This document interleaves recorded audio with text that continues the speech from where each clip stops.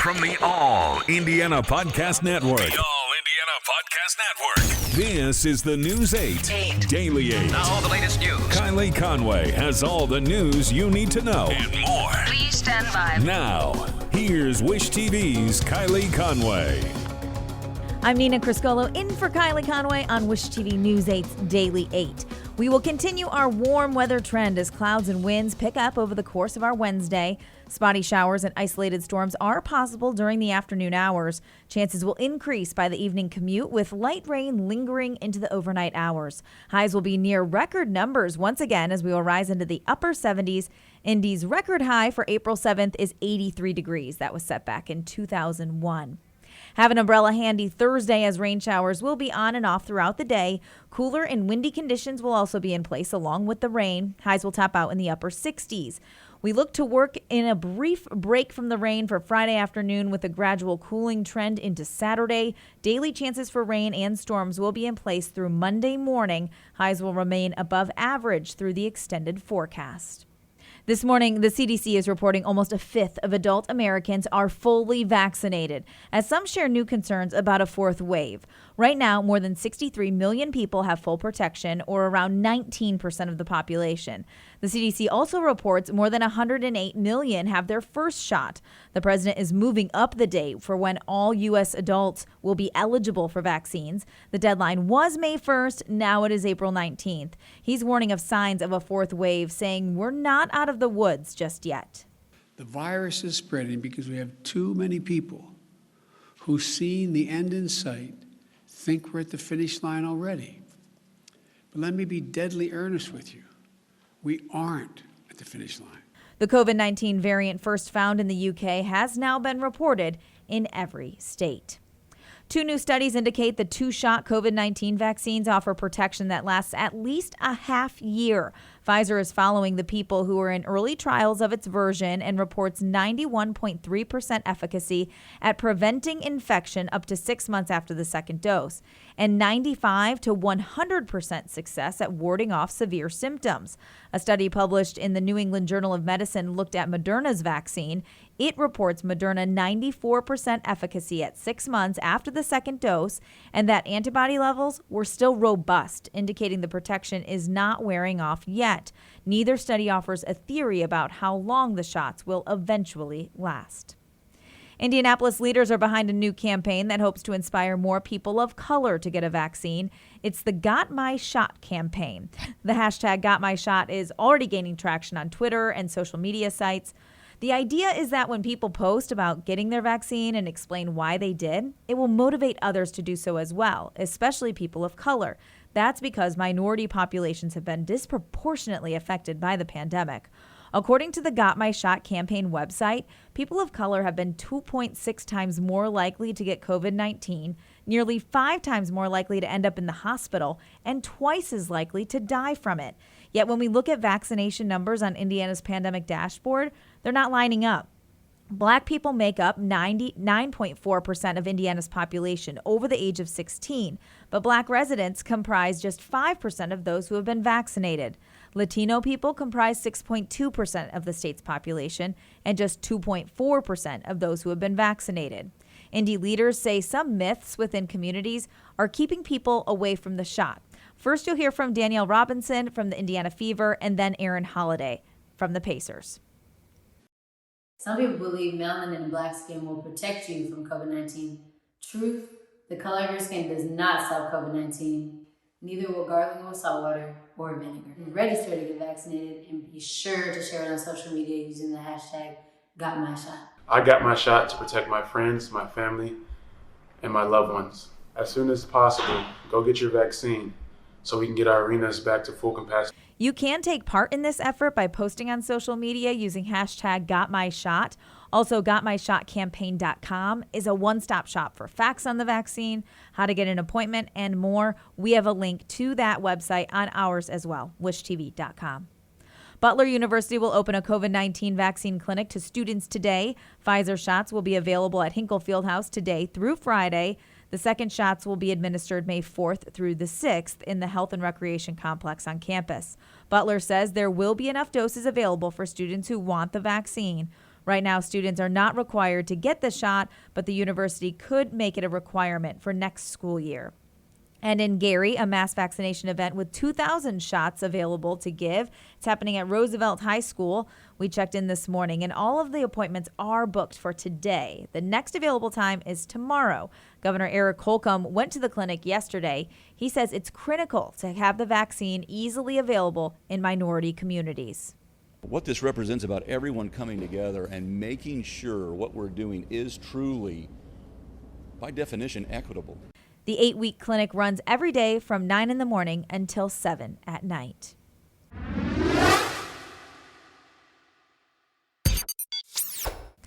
Searching for a romantic summer getaway? Escape with Rich Girl Summer, the new Audible original from Lily Chu. The exquisitely talented Philippa Sue, returning to narrate her 5th Lily Chu title.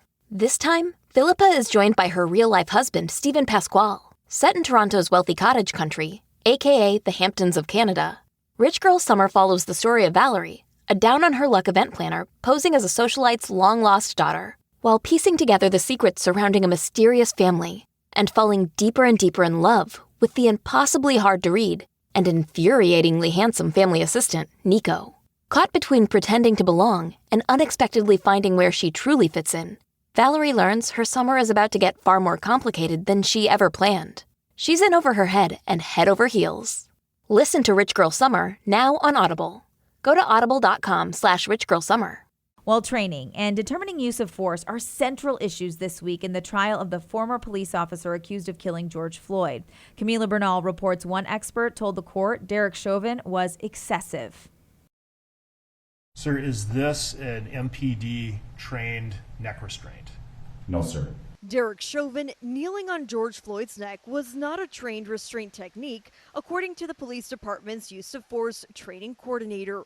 The defense pushing back on that testimony with this training graphic and sticking to their stance that different situations call for different policing actions. There's no strict application of every single rule, agreed? Or every single technique? That is correct. Have you had people say, "I can't breathe"? Yes, sir. Have you ever been trained or trained others to say that if a person can talk, they can breathe? It's been said, yes. Also bringing the fentanyl in Floyd's system into play and the effects that the drug can have on someone, including a controversial symptom known as excited delirium. So if somebody experiencing this, they might have what we call superhuman strength. Cross-examination testimony that the prosecution attacked. It's fair to say that if someone is showing indicia of drug intoxication, it can make them vulnerable. Yes. Not just violent. Correct. In Minneapolis, I'm Camila Bernal. This morning, a woman on the east side of Indianapolis has her stolen package back. She says the thieves were 2 young girls. News 8 Sierra Hignite reports the homeowner recognized the kids from the video on her doorbell camera. Kimberly Brown Harden and her husband got an alert from their Ring doorbell Monday afternoon. I look at my Ring of the video and I'm like, oh my God, there's 2 little girls picking up the package and walking away with it. As soon as her husband saw their faces, he knew the package hadn't gone far. In fact, it was right next door. He went over and there was a young man, he said, that answered the door. And my husband asked about the package and he said, I didn't have anything to do with it. And my husband was like, just give me my package. The neighbors returned the package, but when Brown Harden opened the box, her tennis shoes that she had ordered looked a little bit different than what she was expecting. When I opened the package when I got home, I noticed that the shoes were worn. In the video, it appears that the older girl motions to the younger child to be quiet before reaching down to take the package. Then, as they run away, these little girls would not have had the presence of mind to do this on their own. I said, somebody sent them over here. Brown Harden says she's angry, but not at the girls. To me, whoever's doing that, they're just showing the child, hey, it's okay for you to go out and just take what you want. Don't worry about the consequences. and that's setting them up for failure. Now, realizing the lack of remorse from her neighbors, Brown Harden is concerned about her future deliveries. I know they know we have cameras, so my only thought is they just didn't care.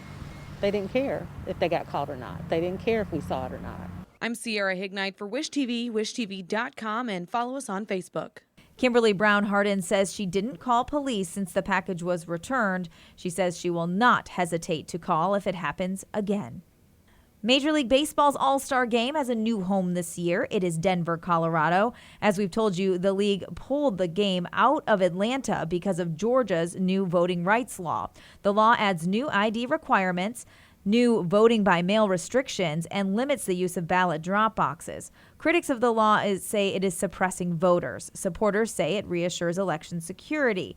Atlanta's mayor is responding to the new law with an administrative order. It's called the Election Integrity Act. She says it should help people vote by educating them and boosting voter confidence. The city of Atlanta does not have authority over state election law, so the order cannot change any new requirements. A Lilly representative is criticizing a new Indiana state voting security measure. Under the bill, the Indiana Election Commission would not be allowed to expand vote by mail or absentee vote by mail.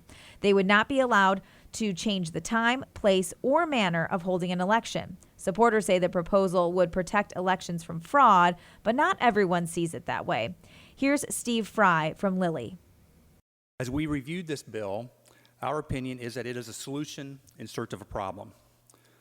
A solution that has the potential to make it more difficult for some Hoosier voters, particularly in vulnerable populations, to cast their ballot, to have their voice heard. Lawmakers are set to discuss the bill again tomorrow. The proposal already passed the Senate. While there appears to be no one mad about March Madness this year, the NCAA says it will consider another single-site concept for future tournaments.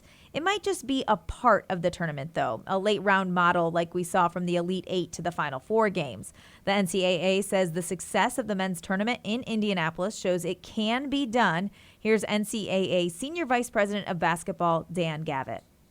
We are deeply appreciative for the entire community and how we're able to come together to show how great Indianapolis is, this business community, this civic community, and do it in a way that hopefully gives hope to all of us that we are maybe coming out of this pandemic finally and doing it safely and responsibly and providing hope that we have better days ahead of us than we've had in the past. It won't happen anytime soon, though. The NCAA has awarded preliminary round games in several cities through 2026 and intends to play those games as scheduled.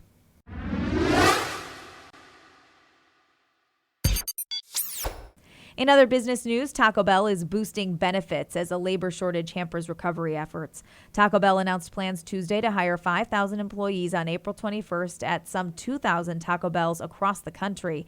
It's having trouble attracting managers, even though the jobless rate is low. Now the managers will be offered 4 weeks of annual vacation, 8 weeks of paid maternity leave, and 4 weeks of new parent and guardian baby bonding. A new study by global staffing firm Robert Half shows that about 1 in 3 professionals currently working from home due to the pandemic would look for a new job if required to be back in the office full time.